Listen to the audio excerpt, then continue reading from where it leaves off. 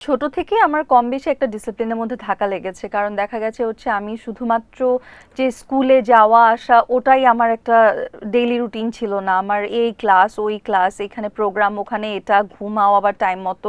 So একটা clock ওয়ার্কের মধ্যে আই হ্যাভ অলওয়েজ বিন দেয়ার। তার হুম। চাইতে বড় কথা হচ্ছে গিয়ে যে আমি নিজে তোমার দেখা যাচ্ছে for a very long time আমি মাইন্ডফুলনেসের বা তোমার হচ্ছে এই যে ডেইলি প্র্যাকটিসগুলো বা ইত্যাদি ইত্যাদি এইসব বিষয়গুলো নিয়ে আমি কাজ করি, নিজে ট্রেনিং করাই, নিজে ফলো করার চেষ্টা করি। বাট এখানে একটা ব্যাপার কি, ডিসিপ্লিন কিন্তু আমারও যে মিস হয় না বা একটু উল্টাপাল্টা আমি ইনডিসিপ্লিন হয়ে যাই না, ব্যাপারটা কিন্তু ওরকম না। I myself let go hmm hmm. Sometimes, দেখা যায় I wake up late, very late actually, অনেক সময় এরকম হয়। থাকে তো, টায়ার্ডনেস হ্যাঁ, থাকে। এরকম এরকম অনেক সময় আমার হয়, হয় না ব্যাপারটা সেটা না, কিন্তু তারপরেও কিছু বেসিক ব্যাপার, যেমন এই যে ধরো উইদাউট এনি মিস সকালে ঘুম থেকে উঠে পানিটা খাওয়া, নিঃশ্বাসটা নেওয়া, বা তোমার ধরো আয়নার সামনে কিছু অ্যাফার্মেটিভ মানে পজিটিভ কিছু কথাবার্তা বলা, অথবা হচ্ছে জার্নালিং করা, এই জিনিসগুলো আমি একদম ডে টু ডে বেসিসেই প্র্যাকটিস করি।